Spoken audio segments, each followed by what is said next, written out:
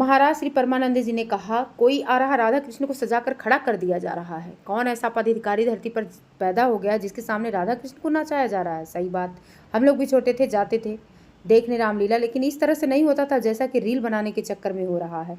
बात सिर्फ ये नहीं कि हमारा ईश्वर जलूस यात्राओं में नचाया जा रहा है, हमने उसके नाम का अपमान करना शुरू कर दिया है। लोग जब महाकाल ओम जैसी टी शर्ट पहनकर रेलवे स्टेशन पर सो जाते हैं, उन्हीं कपड़ों को पहनकर शौचालय तक चले जाते हैं। हद तो यहाँ तक लोगों ने कर दिया है कि लोग महाकाल और त्रिपुंड बने चड्ढे पहनकर मंदिरों में जा रहे हैं। पहले हम ईश्वर के सामने हाथ जोड़कर खड़े होते थे, और अब हम रील बनाने के चक्कर में हाथ जोड़कर नहीं, ऐसा लगता है कि हम उनसे आशीर्वाद नहीं मांग रहे बल्कि उनके ऊपर एहसान कर रहे हैं। कहने के लिए छोटी छोटी बातें हैं, लेकिन यही छोटी छोटी बातें हमारे धर्म को महान बनाती हैं। अगर हमने इसे नहीं रोका ना दोस्तों, तो ये धर्म की दुर्गति कर डालेंगे। सब लोग जो रील बनाने वाले हैं दुर्गति कर देंगे। दुनिया में सैकड़ों धर्म है, लेकिन हमारे ही धर्म में क्यों ईश्वर को रोड पर नचाया जा रहा भाई? हमारे ही धर्म में ईश्वर की झांकी क्यों लगाई जा रही है? उसी से नचवाया जा रहा है। आप तीर्थ स्थानों पर जाइए, जो दुनिया को दे रहा है उसका वेश धारण करके भीख मांगा जा रहा है।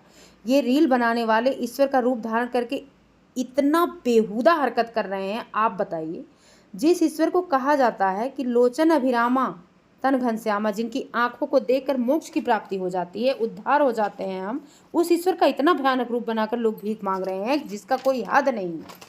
अरे दोस्तों, सिर्फ घर के ऊपर झंडे गाड़ देने से और प्रोफाइल में हिंदू सनातनी स्टेटस लगा देने से धर्म की रक्षा नहीं हम कर सकते हैं। धर्म को समझना होगा, सिर्फ चिल्लाने से नहीं होगा। चिल्लाने से कोई धर्म महान नहीं बनता है। दुर्भाग्य की बात यह है कि देख लीजिए, यहाँ गाना चल रहा है, छलकत हमरो जवनिया ए राजा, और इस रील बनाने वाले को हम रोक नहीं पा रहे हैं कि ऐसी गंदी रील अगर बनाई जा रही है तो क्यों बनाई जा रही। अगर हम इसे नहीं रोक पाएंगे तो हम क्या ही कर सकते हैं।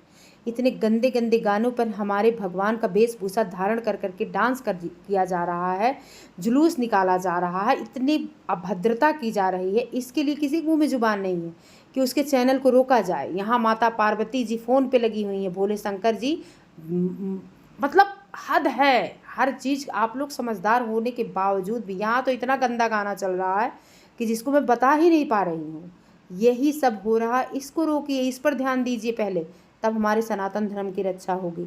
जैसा कि अनिरुद्धाचार्य जी कम से कम जो भी करते हैं धर्म के मार्ग पर जाने के लिए बताते हैं। वो तो शराब पीने के लिए रोकते हैं। यहाँ देवी माता इनके सर पे आ गई हैं, ये शराब पी करके, दारू पी करके ये लोगों को आशीर्वाद देंगे।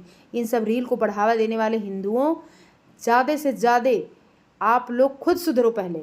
ये हिंदुओं का ही काम है कि इसको वायरल करते हैं। और यहाँ माता काली साक्षात काली माँ बन गई हैं, और यहाँ गोलगप्पे खाने की इतनी जल्दी पड़ी थी। अरे वेशभूषा चेंज करके आती, क्या ज़रूरत थी जब इतना दरिद्रता बैठा था पेट में तुमको माता का रूप धारण करने का।